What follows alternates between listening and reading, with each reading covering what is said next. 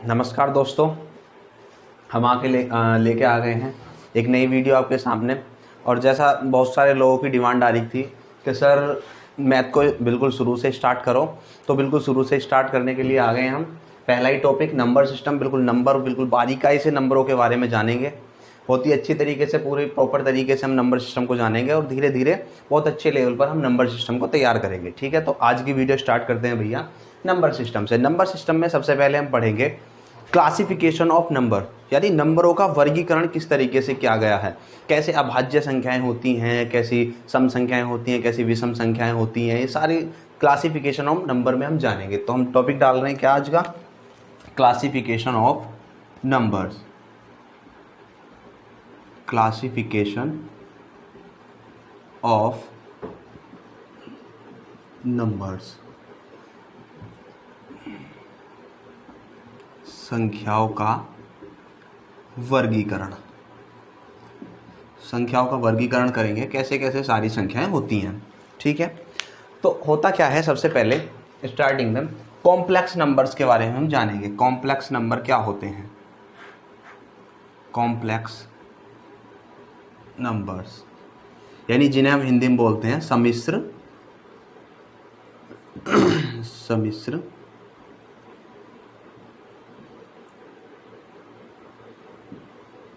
सम्मिश्र संख्याएं। सम्मिश्र संख्याएं क्या होती हैं? यानी जो सारी सम्मिलित संख्याएं हैं वो क्या हैं? कॉम्प्लेक्स नंबर हैं, वो सारी सम्मिश्र संख्याएं हैं। अगर सम्मिश्र संख्याओं को देखें, कॉम्प्लेक्स नंबर्स को देखें, तो ये दो पार्ट में डिवाइड हो जाती हैं। दो पार्ट में डिवाइड हो जाती हैं। नंबर पहली रियल नंबर्स, नंबर पहला क्या होता है? Real numbers. और नंबर दूसरा क्या होता है? Imaginary numbers. Imaginary numbers. Real number जैसे कि आप जानते हो वास्तविक संख्याएं, वास्तविक संख्याएं। और इमेजिनरी नंबर काल्पनिक संख्याएं, काल्पनिक संख्याएं होती हैं। तो क्या होता है यहाँ पर भाई, हमारा जो क्लासिफिकेशन ऑफ नंबर्स है उसमें सबसे पहले कौन सी संख्याएं आती हैं? कॉम्प्लेक्स नंबर्स, यानी हमारी सम्मिश्र संख्याएं। और सम्मिश्र संख्याओं को दो भागों में बांट देते हैं, रियल नंबर वास्तविक संख्याएं और इमेजिनरी नंबर्स काल्पनिक संख्याएं। ठीक है, तो पहले काल्पनिक संख्याओं को देखते हैं। काल्पनिक संख्या केवल एक है जो हमने कभी मैथ्स में पढ़ी होगी, जिसे हम आई से डिनोट करते हैं, और इसका नाम क्या होता है? आयोटा। क्या नाम होता है? आयोटा इसका नाम होता है। आयोटा क्या होता है? इसकी जो वैल्यू होती है आई स्क्वायर, इसकी वैल्यू होती है आई स्क्वायर बराबर -1, यदि आई बराबर क्या होता है? Under root of -1। तो ये एक इकलौती संख्या है जो इमेजिनरी है, जिसे हम बोलते हैं आयोटा। आई स्क्वायर बराबर -1, यहाँ से क्वेश्चन नहीं आता, लेकिन हमें पता होना चाहिए। जब हम वर्गीकरण कर रहे हैं संख्याओं का, तो हमें संख्याओं के बारे में फिर पता होना चाहिए। तो आयोटा होता है, काल्पनिक संख्या आयोटा होती है। आई स्क्वायर बराबर -1 होता है और आई बराबर क्या होता है? Under root of -1। ठीक है जी, तो यहाँ पर इमेजिनरी नंबर हमारे खत्म हो जाते हैं। रियल नंबर की अगर हम बात करें, तो रियल नंबर सारे जितने भी संख्याएं हैं ना जो हमने आज तक पढ़ी हैं, वो सारी क्या हैं?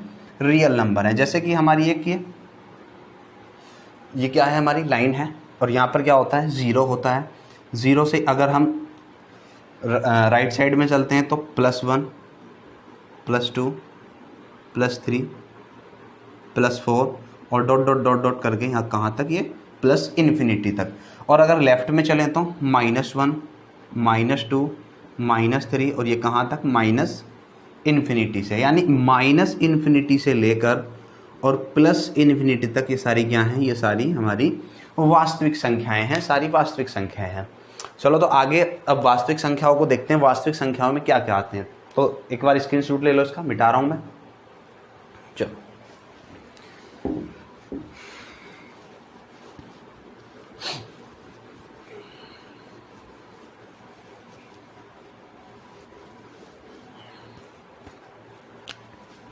चलते हैं रियल नंबर्स।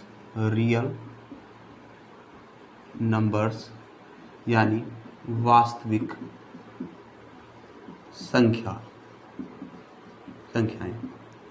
अब इनको जानते हैं रियल नंबर्स क्या क्या होते हैं। तो रियल नंबर्स में क्या क्या आ जाता है? तो रियल नंबर्स में एक तो आता है हमारा रियल नंबर में एक तो आता है हमारा डेसिमल, जिसे हम जानते हैं दशमलव के नाम से। एक तो आता है हमारा क्या, डेसिमल आता है, और दूसरा क्या आता है, इंटीजर हमारे आते हैं। दूसरे क्या आते हैं, इंटीजर, जिन्हें हम हिंदी में बोलते हैं क्या, पूर्णांक। इंटीजर, पूर्णांक। डेसिमल और पूर्णांक, तुम जानते हो डेसिमल मतलब दशमलव संख्याएं होती है और इंटीजर मतलब पूर्णांक होते हैं, जो पूर्ण संख्याएं होती हैं। तो इसमें अब अगर हम देखें तो पूर्णांक हम जानते हैं, पूर्णांक के बारे में बाद में जानकारी लेंगे, पहले डेसिमल को समझ लेते हैं थोड़ा सा। अगर डेसिमल को भी देखें तो डेसिमल भी दो भागों में बढ़ जाता है हमारा, एक तो रिपीटिंग और एक नॉन रिपीटिंग। कैसा होता है जरा जानते हैं। डेसिमल को अगर हम देखें तो डेसिमल भी हमारा दो भागों में बढ़ जाता है, एक तो रिपीटिंग और एक नॉन रिपीटिंग। Non repeating. अब ये रिपीटिंग और नॉन रिपीटिंग क्या है। रिपीटिंग मतलब पुनरावृत्ति, पुनरावृत्ति यानी जो रिपीट होता हो, और ये मतलब नॉन रिपीटिंग क्या हो जाएगा, अपुनरावृत्ति, जिसकी पुनरावृत्ति नहीं होती। पुनरावृत्ति ये होता है। एक तो रिपीटिंग हो जाएगा और एक नॉन रिपीटिंग हो जाएगा। रिपीटिंग की अगर बात करें तो रिपीटिंग एक ऐसा मतलब रिपीटिंग नंबर एक ऐसा नंबर होता है जिसे हम एक जगह पे लाके समाप्त कर देते हैं, टर्मिनेट कर देते हैं। जैसे कि मैं अगर क्वेश्चन लिखूं, मैं अगर तुम्हारे लिए एग्जाम्पल बनाऊं, तो मैंने बनाया क्या, मैंने नंबर बना दिया 1.444, ये बना दिया। अब मैं क्या कर सकता हूँ, इसको एक स्टॉप कर सकता हूँ। स्टॉप मतलब इसको मैं 4 के ऊपर बार लिख सकता हूँ। ये क्या होगा, यहाँ पर समाप्त हो गया।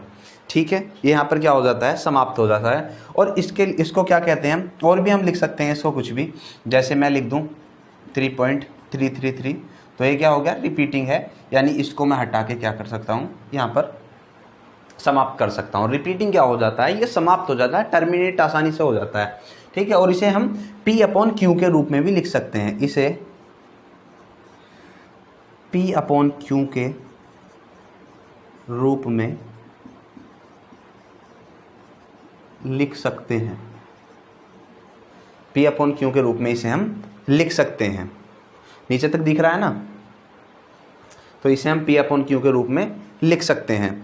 अगर मैं बात करूं नॉन रिपीटिंग की, तो नॉन रिपीटिंग क्या होती हैं कि इनको हम टर्मिनेट नहीं कर सकते, ये चलती जाती हैं। ठीक है, जैसे बात करें, और अगर ये चलती जाएंगी, जैसे मैंने बात करूं किसी संख्या की 1.7234531, और इस तरह से चलती जाती हैं, कभी टर्मिनेट नहीं होती, कभी भी ख़त्म नहीं होती, चलती जाती हैं अनंत तक। ठीक है, तो ये क्या होगी, नॉन रिपीटिंग। नॉन रिपीटिंग मतलब इसमें कोई नंबर रिपीट नहीं हो रहा, ये चलती जा रही हैं आगे तक। अब क्या होगा, इसे हम P/Q के रूप में लिख सकते हैं, लेकिन इसे हम P/Q के रूप में नहीं लिख सकते। इसे हम P/Q के रूप में नहीं लिख सकते। अब हमने कभी जाना था छोटी क्लासों में कि P/Q के रूप में कौन सी संख्याएं लिखी जा सकती हैं। P/Q के रूप में कौन सी संख्याएं लिखी जा सकती हैं, तो P/Q के रूप में परिमेय संख्या लिखी जा सकती हैं, जिन्हें हम रेशनल नंबर बोलते हैं। क्या, रेशनल नंबर्स, परिमेय संख्याएं। और P/Q के रूप में कौन सी संख्याएं नहीं लिखी जा सकती, अपरिमेय संख्याएं। अपरिमेय संख्याएं यानी इर्रेशनल नंबर। समझ में आया अभी यहाँ तक। चलो एक बार फिर देख लेते हैं। रियल नंबर्स, वास्तविक संख्याएं जो होती हैं हमारी -∞ से लेके +∞ तक, उनको हमने दो पार्टों में बांट लिया, डेसिमल और इंटीजर में। तो डेसिमल दशमलव, इंटीजर मतलब पूर्णांक। पूर्णांक को बाद में जानेंगे, पहले हम देखते हैं डेसिमल को, दशमलव क्या होता है। तो रिपीटिंग पुनरावृत्ति, नॉन रिपीटिंग अपुनरावृत्ति। तो रिपीटिंग संख्या कौन सी होती है, पुनरावृत्ति संख्या कौन सी होती है, जो रिपीट होती रहती हैं और कहीं पर आके एक मतलब उनका अंत हो जाता है, वो टर्मिनेट हो जाती हैं, समाप्त हो जाती हैं। जैसे 1.444, मैंने इसको क्या लिखा, 4 रिपीटिंग है, तो 4 के ऊपर बार चढ़ा के मैंने इसे समाप्त कर दिया, रोक दिया यहीं पे। तो 1.4 के ऊपर बार, 3.3 के ऊपर बार, इसको मैंने रोक दिया। तो ये क्या है, हम P/Q के रूप में लिख सकते हैं, इसलिए परिमेय संख्या रेशनल नंबर है। अगर पुनरावृत्ति अपुनरावृत्ति की बात करें तो ये 1.7 ये इस तरह से चलती जाती है, रिपीट नहीं होती, कोई भी संख्या रिपीट नहीं होती और ऐसी चलती जाती हैं, ना ही ये समाप्त हो सकती हैं। तो इसे हम P/Q के रूप में भी नहीं लिख सकते। और ये क्या है, अपरिमेय संख्याएं यानी इर्रेशनल नंबर होते हैं। ठीक है भैया, आगे देखते हैं। चलो भैया, अब जानते हैं हम, मैंने अभी एक टर्म लिख दी थी रेशनल नंबर और इर्रेशनल नंबर। अब इनको भी समझ लेते हैं क्या है। परिमेय संख्या और ये अपरिमेय संख्या। परिमेय संख्या कौन सी होती है? परिमेय संख्या वो होती है जिन्हें हम P/Q के रूप में लिख सकते हैं, और अपरिमेय संख्या कौन सी होती है जिन्हें हम P/Q के रूप में नहीं लिख सकते। ये P/Q के रूप में नहीं लिखी जा सकती। जैसे मैं अगर यहाँ पर लिख दूँ तो 0.3 क्या है, एक परिमेय संख्या है। मैं लिख दूँ 0.45 के ऊपर बार क्या है, एक, इसे हम P/Q के रूप में लिख सकते हैं। जानेंगे आगे कैसे लिखते हैं। तो ये क्या है, एक परिमेय संख्या है। मैं लिख दूँ 4/5, ये क्या है, ये भी एक परिमेय संख्या है। और मैं लिख दूँ 22/7, तो ये भी एक परिमेय संख्या है। लेकिन बहुत लोगों को डाउट रहता है कि 22/7 तो क्या है, एक परिमेय संख्या है, क्या पाई भी है? क्या पाई भी हमारी क्या है, पाई भी हमारी परिमेय संख्या है? नहीं, पाई क्या है, हमारी अपरिमेय संख्या है। क्यों? क्योंकि इसकी जो वैल्यू होती है, इसकी वैल्यू हम 22/7 रख देते हैं, लेकिन एक्चुअल में इसकी वैल्यू जो है वो 22/7 नहीं होती है, वो होती है 3.142 और इस तरह से चलती जाती है। तो ये क्या है, ये नॉन रिपीटिंग है, रिपीट नहीं होती, तो ये चलती जाती है। इसको अप्रॉक्स में लिख देते हैं हम इतना 22/7। अगर कहें कि पाई क्या है, पाई एक अपरिमेय संख्या है और 22/7 क्या है, एक परिमेय संख्या है। ठीक है भाई, बात समझ में आई। और आगे अगर हम जाने तो √3 या √5 यानी जिनको हम रूट से बाहर नहीं निकाल सकते, ये भी क्या है हमारी, ये भी हमारी अपरिमेय संख्याएं हैं। ठीक है भाई, बात समझ में आ गई। आगे चलते हैं। चलो भैया, अब रियल नंबर्स में हमने डेसिमल जान लिया, रियल नंबर में हमने क्या, अब जानते हैं हम क्या, पूर्णांक को यानी इंटीजर को। अब हम जानते हैं इंटीजर को, इंटीजर पूर्णांक। अब पूर्णांक क्या क्या होते हैं? ठीक है, तो पूर्णांक तुमने सुने होंगे, धनात्मक पूर्णांक, ऋणात्मक पूर्णांक। ठीक है, ये सब हमने पढ़े हैं, तो इनके बारे में जानते हैं। पहले एक चीज को जान लो कि जो पूर्णांक होते हैं ना, ये सभी क्या होते हैं, पूर्णांक सभी ये परिमेय संख्या होती हैं। क्या होती हैं ये? परिमेय संख्याएं होती हैं। पूर्णांक क्या होते हैं? सारी परिमेय संख्या होती हैं। अब पूर्णांकों को अगर हम देखें तो पूर्णांक भी दो पार्टों में बढ़ जाते हैं। एक तो पॉजिटिव यानी धनात्मक पूर्णांक, धनात्मक पूर्णांक, और दूसरा ऋणात्मक पूर्णांक। दूसरा क्या होता है? ऋणात्मक पूर्णांक। ठीक है, धनात्मक मतलब पॉजिटिव सारी संख्या, प्लस वाली सारी संख्या, और ऋणात्मक मतलब नेगेटिव वाली सारी संख्या है। ये हमारी क्या है? ये पॉजिटिव है और ये नेगेटिव है। जैसे 1 2 3 4 और टोटल इन्फिनिटी तक, ये क्या है? सब पॉजिटिव संख्याएं हैं। और मैं बात करूं यहाँ पर तो ये सारी क्या है? -∞, ... -3 -2 -1, और ये सारी क्या है? ये हमारी सारी पूर्ण मतलब ये सारी क्या है? हमारी ऋणात्मक पूर्णांक है। ठीक है, अब बात करते हैं कि यहाँ पर भैया हमारी 1 से इन्फिनिटी हो गई, -1 से इन्फिनिटी होगी, एक संख्या बीच में बच गई। एक संख्या क्या बच गई? एक संख्या बीच में बच जाती है 0। 0 क्या है भाई? फिर 0 क्या है? एक, तो 0 भी एक धनात्मक संख्या ही है। 0 भी क्या है? एक धनात्मक संख्या ही है। कैसे है मैं तुम्हें समझाता हूँ। 0 भी एक धनात्मक संख्याएं हैं। ठीक है, जैसे मैं तुम्हें समझाता हूँ। मैंने एक संख्या लिखी 2 3 खाली स्थान 4। मुझे यहाँ पर एक अंक भरना है, मुझे यहाँ पर एक पूर्णांक भरना है। 2 3 और मैंने खाली जगह छोड़ दिया यहाँ पे। मुझे क्या भरना है? एक पूर्णांक भरना है। तो मैं क्या क्या भर सकता हूँ? मुझे बताओ भी क्या क्या भर सकता हूँ। 1 भर सकता हूँ, हाँ भर सकता हूँ। 2 भर सकता हूँ, हाँ भर सकता हूँ। 3 4 5 6 मतलब पूरा धनात्मक में यहाँ पे कुछ कोई सा भी नंबर रख सकता हूँ। क्या मैं यहाँ पे नेगेटिव नंबर रख सकता हूँ? क्या मैं यहाँ पे नेगेटिव नंबर रख सकता हूँ? नहीं रख सकता भाई मैं -1 कैसे रख सकता हूँ? ये तो संख्या ही नहीं है। मैं यहाँ -2 कैसे रख सकता हूँ? संख्या ही नहीं, ऐसी संख्या आज तक हमने नहीं देखी। लेकिन मैं अगर देखूँ तो मैं यहाँ 0 रख सकता हूँ। तो 0 कैसी आई भाई? पॉजिटिव सारी संख्याएं रख सकता था, नेगेटिव एक भी संख्या नहीं रख सकता था, और 0 रख सकता हूँ। इसका मतलब 0 भी कैसी संख्या माने हम? 0 भी कैसी संख्या है? फिर धनात्मक संख्या है। ठीक है, और ये सारी संख्या क्या है? ये सारी संख्या क्या है? 1 से लेके इन्फिनिटी तक ये सारी संख्या कैसी हैं? ये नेचुरल संख्याएं हैं। कैसी संख्याएं हैं? नेचुरल संख्याएं, यानी प्राकृतिक संख्याएं हैं। कैसी संख्याएं हैं भाई? ये प्राकृतिक संख्याएं हैं, प्राकृतिक संख्याएं। और अगर 0 को भी इनके साथ में लगा दें, 0 1 2 3 4 डॉट डॉट डॉट इन्फिनिटी तक, ये फिर कैसी संख्याएं हो जाएंगी? ये सारी ये पूर्ण संख्याएं हो जाती हैं। कैसी संख्याएं हो जाती हैं भाई? ये पूर्ण संख्याएं हो जाती हैं। ठीक है, बात समझ में आई? यानी 1 से लेके और इन्फिनिटी तक कैसी संख्याएं हैं? ये प्राकृतिक संख्याएं हैं। लेकिन अगर इसको सबको, इन सब के साथ में मैं 0 को भी जोड़ दूं तो सारी कैसी संख्याएं हो गई? पूर्ण संख्याएं हो गई। ठीक है, पूर्ण संख्याएं मतलब प्राकृतिक संख्याएं पूर्ण संख्या कैसे हैं? प्राकृतिक ये 1 से लेके और 9 तक, मतलब जितनी इन्फिनिटी तक हैं, ये प्राकृतिक संख्याएं। ये प्रकृति में कभी मिली थी, इनकी खोज नहीं हुई थी, प्रकृति में मिली थी। और जो 0 जो है इसकी खोज हुई थी। इसकी खोज तुम जानते हो किसने करी थी?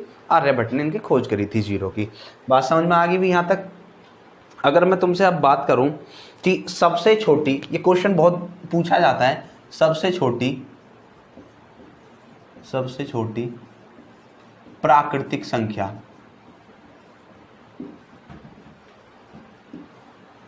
सबसे छोटी प्राकृतिक संख्या, नीचे लिख रहा हूं मैं थोड़ा सा,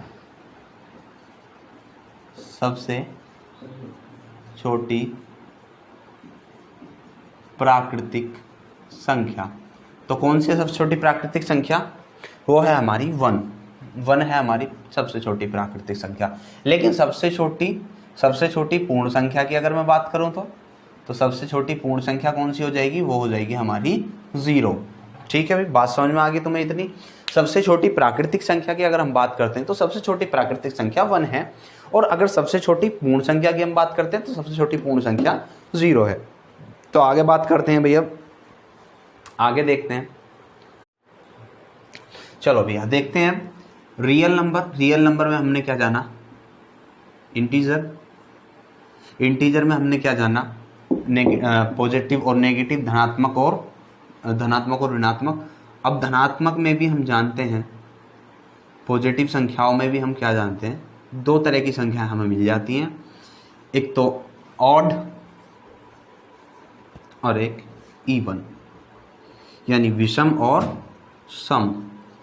विषम संख्याएं और सम संख्याएं तो कैसी होती हैं? विषम संख्याएं हैं 1 3 5 7 9 11 इन्फिनिटी तक। और हमारी सम संख्याएं कौन कौन सी हैं? 2 4 6 8 10 12, ये भी कहाँ तक?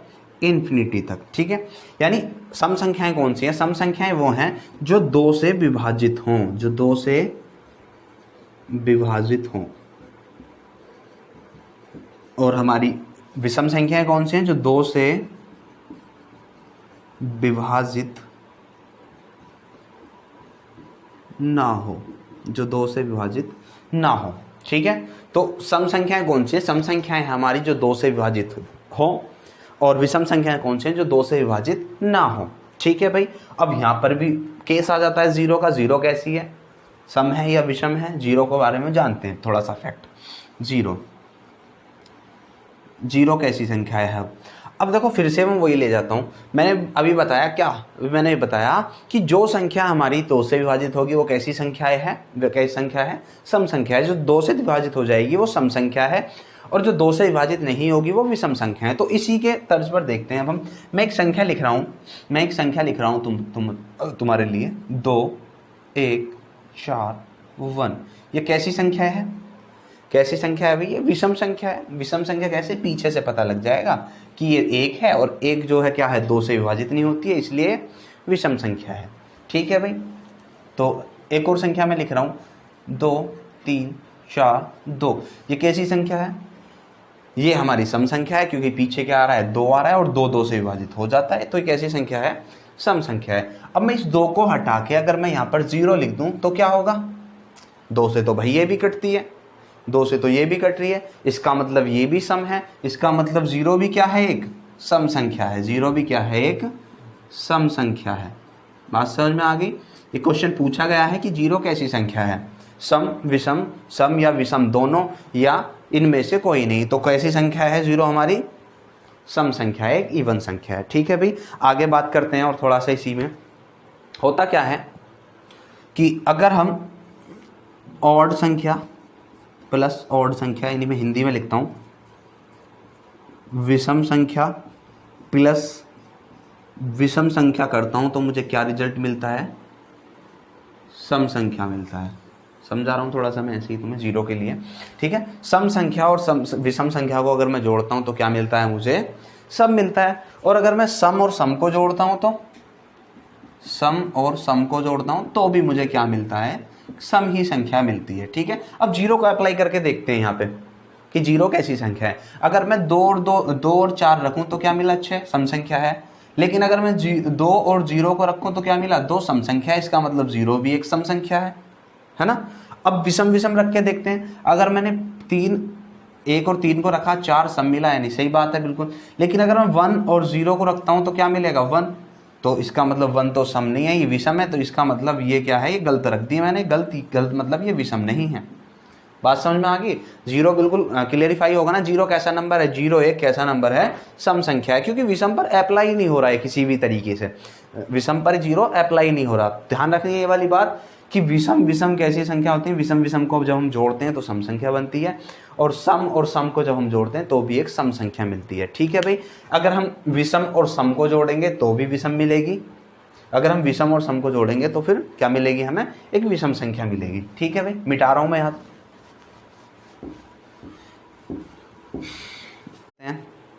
आगे चलते हैं भाई, आगे क्या रह रहा है, पॉजिटिव संख्याएं हमने जानी है। पॉजिटिव संख्याओं में और आगे देखते हैं। अभी तक हमने सम और विषम देखा था। पॉजिटिव संख्याओं में और हम जानते हैं अभाज्य संख्याएं क्या होती हैं। अभाज्य संख्याएं, एक तो भाज्य संख्याएं होती हैं और एक अभाज्य संख्याएं। तो दोनों संख्याओं के बारे में जानते हैं। एक तो होता है भाज्य संख्याएं,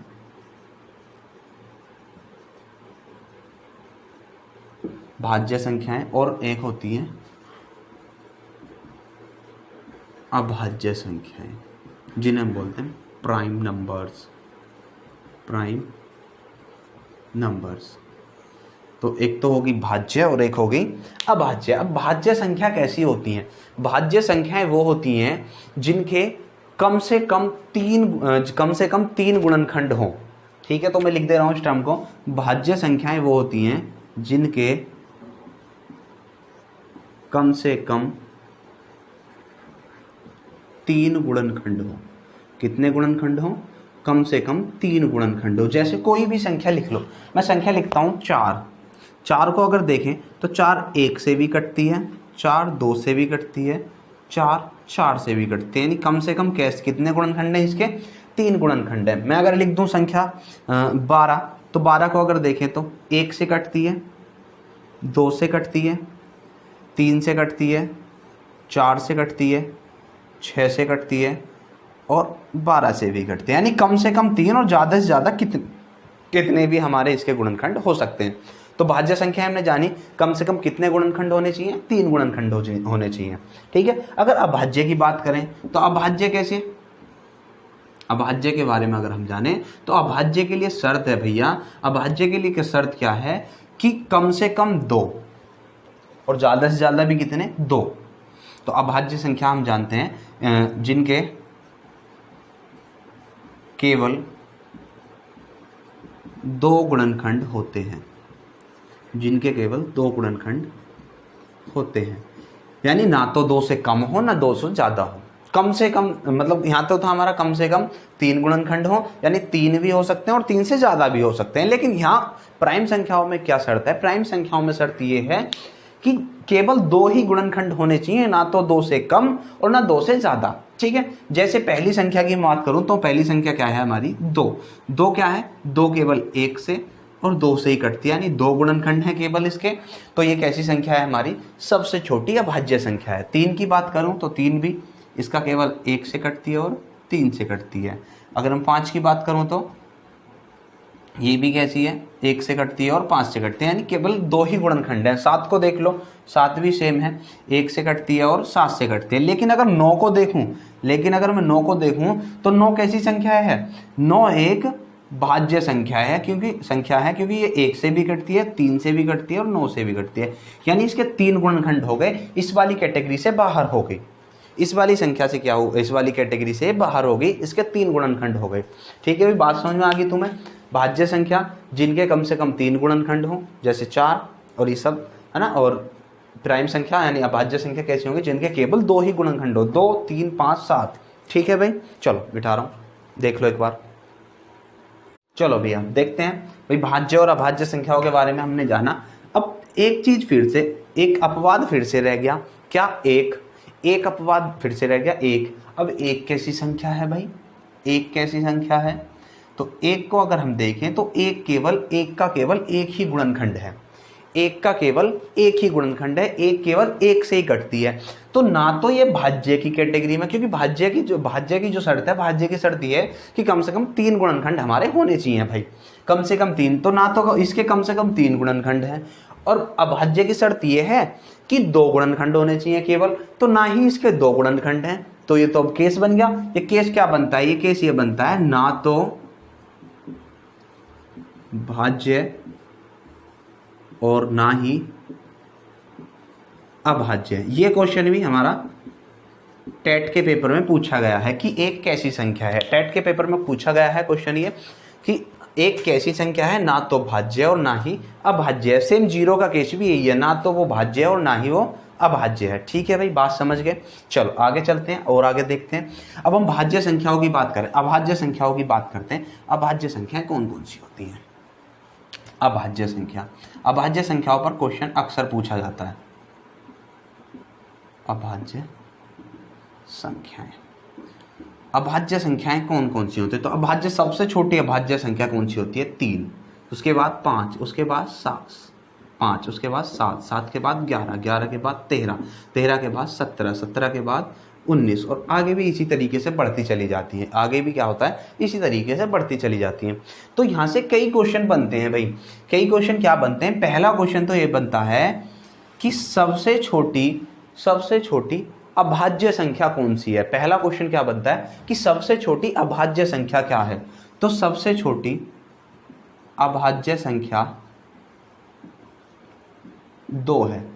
सबसे छोटी अभाज्य संख्या 2 है। और एक क्वेश्चन और बनता है इससे कि एकमात्र सम अभाज्य संख्या, एकमात्र सम अभाज्य संख्या भी क्या है? वो भी 2 ही है। यानी हमने क्या जाना यहाँ पे कि सबसे छोटी अभाज्य संख्या कौन सी है? 2 है। और एकमात्र, जो केवल पूरी कैटेगरी में तुम्हें एक ही दिख रही है, 2, कैसी? सम संख्या। जो एकमात्र सम अभाज्य संख्या है वो भी क्या है? 2 है। बाकी अगर सारी देखें तो कैसी हैं? विषम संख्याएं हैं। तो 2 एकमात्र सम अभाज्य संख्या है। उसके बाद में अगर बात करें तो क्वेश्चन क्या बनता है कि सबसे छोटी विषम अभाज्य संख्या, सबसे छोटी विषम अभाज्य संख्या। तो सबसे छोटी विषम अभाज्य संख्या कौन सी होगी भाई? अब देखो, विषम होगा, 2 तो कैसी होगी? सम। तो 3 क्या बची? ये होगी हमारी विषम अभाज्य संख्या। बात समझ में आ गई भी तुम्हें? सबसे छोटी विषम अभाज्य संख्या कौन सी हो गई? 3 हो गई। समझ में आ रहा है ना? आ रहा कुछ? चलो अब आगे क्वेश्चन क्या बनता है तुम्हें यहाँ पे? अगला क्वेश्चन तुमसे यहाँ पे बनता है कि 3 क्रमागत संख्याएं जो क्या हैं? अभाज्य हैं। क्रमागत संख्याएं, 3 क्रमागत विषम संख्याएं ले लो, विषम संख्याएं जो अभाज्य हैं।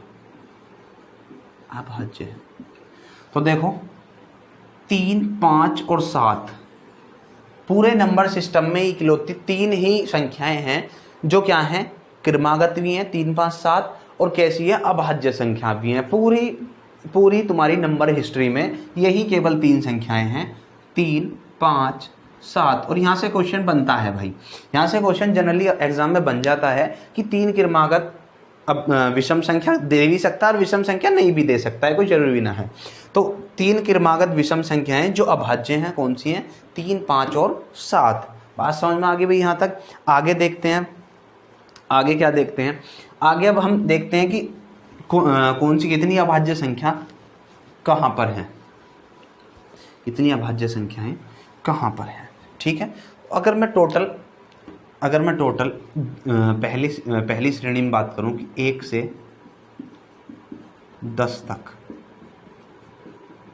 कितनी अभाज्य संख्याएं हैं, 1 से 10 तक कितनी अभाज्य संख्याएं हैं, तो बताओ भाई कितनी अभाज्य संख्याएं 1 से लेकर 10 तक? 1 से लेकर 10 तक कितनी हो जाएंगी? पहली 2, फिर 3, फिर 5, फिर 7 और फिर 11 होगी, 11 10 के बाद हो जाएगी। तो कुल कितनी है? कुल 4 है। बात समझ में आ गई? तो अगर कोई 1 से लेकर 10 तक की, 1 से लेकर 10 तक कितनी अभाज्य संख्याएं हैं? कुल 4 हैं। अगर मैं बात करूं 1 से 50 तक, 1 से 50 तक कितनी अभाज्य संख्याएं हैं? 1 से 50 तक कितनी अभाज्य संख्याएं हैं? तो याद रखना कुल 15 अभाज्य संख्याएं हैं, और तुम इन्हें चेक करके भी देख सकते हो बाद में कॉपी में। ठीक है, तो कितनी होगी भैया? 1 से लेके 50 तक कुल 15 अभाज्य संख्याएं होगी। लेकिन अगर मैं बाद में बात करूं 51 से और 100 तक कितनी अभाज्य संख्याएं हैं? 1 से 100 तक कितनी अभाज्य संख्याएं हैं? तो वो है हमारी केवल 10। कितनी है भाई? केवल 10 हैं। और टोटल कितनी हो जाएंगी 1 से लेके 100 तक? 1 से लेके 100 तक कितनी अभाज्य संख्याएं हो जाएंगी? 1 से लेके 100 तक टोटल अभाज्य संख्याएं हमारी हो जाती हैं 25, 25। याद रखने वाली बात है कि 1 से लेके 100 तक की कुल अभाज्य संख्याएं कितनी होती हैं? हमारी 25 होती हैं। ठीक है भाई, अगर 1 से 10 तक की बात करें तो केवल 4 हैं, 2, 3, 5, 7 हम जानते हैं, याद भी हमें। 1 से लेके 50 तक सवाल पूछा जाता है कि 1 से लेके 50 तक कुल कितनी अभाज्य संख्या है, तो वो क्या है? कितनी है? 15 है। और 51 से लेके 100 तक की अभाज्य संख्या कितनी है? वो 10 है। और टोटल 1 से लेके 100 तक कितनी है? वो 25 है। ठीक है भाई, बात समझ में आ रही है इतनी? चलो देख लो जल्दी से।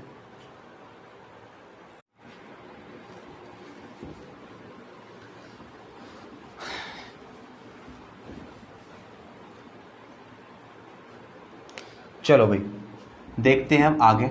आगे क्या देखते हैं हम? कोप्राइम संख्या। आगे क्या देखते हैं भाई? कोप्राइम संख्या। कोप्राइम संख्या, कोप्राइम संख्या मतलब सह अभाज्य संख्या। कौन सी होती है? सह अभाज्य संख्या। अब ये सह अभाज्य संख्या क्या होती है? सह से देखो दिख रहा होगा, को मतलब किसी का साथी होता है कोई, जैसे हम बोलते हैं सहपाठी, साथी। ठीक है, सह अभाज्य संख्या। सह अभाज्य संख्या क्या होती है? सह अभाज्य संख्या होती है कि सेट ऑफ, क्या लिखते हैं हम इसे? मतलब set of 2 prime numbers, set of 2 prime numbers, यानी 2 अभाज्य संख्याओं का समूह। क्या होता है? 2 अभाज्य संख्याओं का समूह। यानी ये क्या होता है? एक समूह होता है जिसमें 2 अभाज्य संख्याएं लिखी जाती हैं। जैसे मैं लिख दूं 1 और 3, या मैं लिख दूं 3 और 5, या मैं लिख दूं 17 और 19। तो ये क्या है? ये सह अभाज्य संख्याएं। कैसी संख्याएं हैं? सह अभाज्य संख्याएं। अब कोई कोई क्या करता है, इन सह अभाज्य संख्याओं को रिलेट कर देता है किसके साथ? Relatively prime number. Relatively prime number जो है वो एक अलग कंडीशन होती है, उसकी कंडीशन भी समझाता हूं मैं। रिलेटिवली प्राइम नंबर, जिन्हें हम हिंदी में बोलते हैं अपेक्षित अभाज्य संख्याएं। तो क्या होता है? Relatively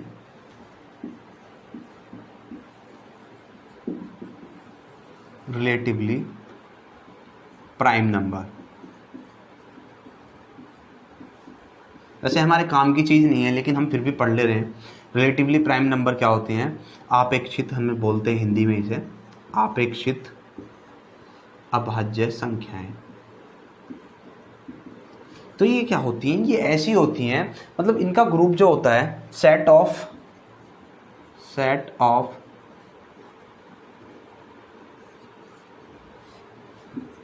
two numbers, set of two numbers which HCF, marker change कर रहा हूँ भाई, विच HCF इज 1, यानी मैं हिंदी में लिख रहा हूँ दो संख्याओं का समूह जिनका में से एक होता है, जिनका में से क्या होता है?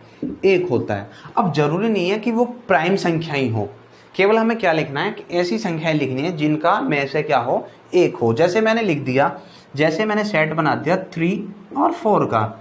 अब देखें तो इनका में से क्या है? इनका में से एक है, इनका में से एक है भाई। लेकिन अगर 4 को देखें ना, ये अभाज्य संख्या नहीं है, ये अभाज्य संख्या नहीं है। तो ये कैसी संख्या का समूह है? ये रिलेटिवली प्राइम नंबर है, आपस में ये क्या है? प्राइम है एक दूसरे के, ठीक है। लेकिन अगर मैं कोप्राइम की बात करूं तो कोप्राइम के बारे में मैंने क्या बताया?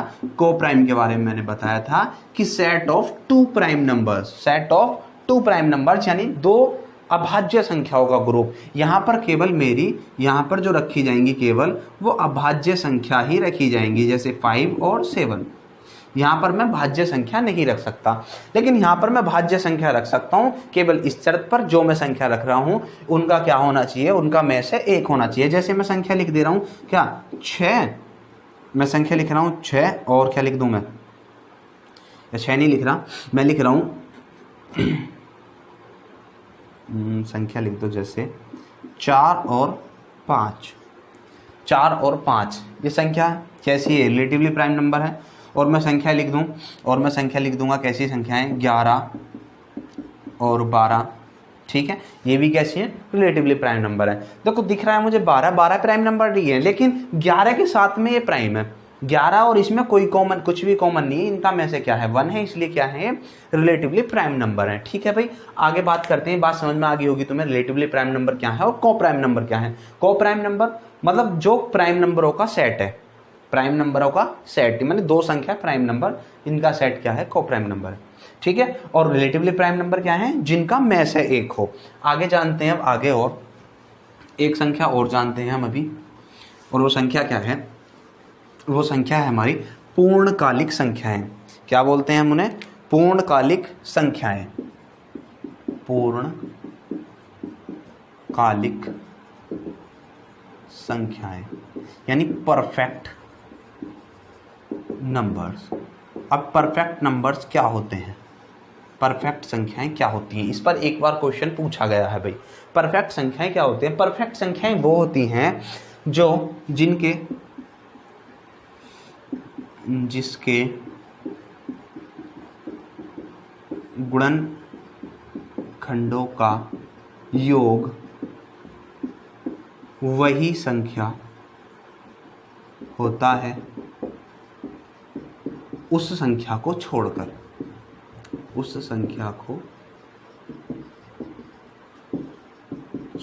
ये कोष्टक में लिख रहा हूँ, उस संख्या को छोड़कर। यानी मैं बताता हूँ एक एग्जाम्पल के थ्रू से तुम्हें बताता हूँ, एग्जाम्पल से मैं तुम्हें बताता हूँ। तो एग्जाम्पल क्या है भाई? संख्या है हमारी 6, मैं 6 संख्या ले लेता हूँ। तो सबसे छोटी पूर्णकालिक संख्या है वो 6 ही है। 6 के अगर मैं फैक्टर करूँ, तो 6 के अगर मैं फैक्टर करूँ, 1 2 है, 3 है और 6 है। क्या क्या है? 1 है, 2 है, 3 है और 6 है। तो क्या कह रहा है कि उस संख्या को छोड़ के, अगर 6 के फैक्टर कर रहा हूं तो 6 जरूर आएगा, तो इस 6 को छोड़ दो, इस 6 को तुम छोड़ दो, और 6 को छोड़ दें तो बचता क्या है? 1 2 और 3, ये गुणनखंड बचे और गुणनखंडों का योग। अगर मैं योग देखूं 1 + 2 + 3 कितना होता है? 6 होता है, और वो वही संख्या है। तो बात समझ में आ गया? बात समझ में आ गई होगी तुम्हें, जिसके गुणनखंडों का योग वही संख्या होता है, यानी उस संख्या को छोड़कर। क्या है हमारी पूर्णकालिक संख्या है। एक तो 6 होती है और एक संख्या और पूछी जाती है, वो कौन सी संख्या है हमारी 28, 28 संख्या 28 है। क्या है 28। इसके बारे में भी देखते हैं। 1 से कटेगी, 2 से कटेगी, 4 से कटेगी, 7 से कटेगी और तुम्हारे 14 से कटेगी और 28 से कटेगी। 28 को छोड़ दो, 28 को क्या कर दिया हमने, छोड़ दिया। ठीक है, अब अगर इनको जोड़ें तो 1 + 2 + 4 + 7 + 14 कितना हो जाएगा, 1 2 3 3 4 7 7 7 14 14 और 14 28, इतना हो गया भाई 28 होगा। तो ये भी एक परफेक्ट संख्या है, ये भी एक पूर्णकालिक संख्या है। ठीक है भाई, अब हमने काफ़ी कुछ पढ़ लिया क्लासिफिकेशन ऑफ नंबर्स में, बहुत सारी चीज़ें हमने पढ़ ली हैं। बाकी हम कल की क्लास में समझाएंगे। बताना भी मज़ा आया नहीं आया, सारी संख्याओं का क्लासिफिकेशन तुमने पढ़ा है, बहुत ही ब्रीफ से मैंने तुम्हें समझाया, बहुत ही डिटेल से तुम्हें समझाया है। बताना कमेंट में मुझे कैसा लगा, और इसका पार्ट 2 बनाए या ना बनाए वो भी तुम्हारे ऊपर है। अगर तुम्हें अच्छा लगा तो पार्ट 2 ज़रूर बनाएंगे, और नहीं तो फिर लास्ट कर देंगे भी, क्योंकि तुम्हारे ऊपर है सब कुछ, हम तो तुम्हारे लिए हैं भैया। ठीक है, तो बताएं ज़रूर, पार्ट 2 लेके आएंगे पूरा। अगर तुम्हारा सहयोग रहेगा ना तो नंबर सिस्टम का पूरा बायोडाटा खोल के रखेंगे हम। ठीक है भाई, तो वीडियो को लाइक ज़रूर कर देना अगर पसंद आ रही है, चैनल को सब्सक्राइब करो और शेयर कर दो, आग लगा दो बिल्कुल। ठीक है भाई, धन्यवाद।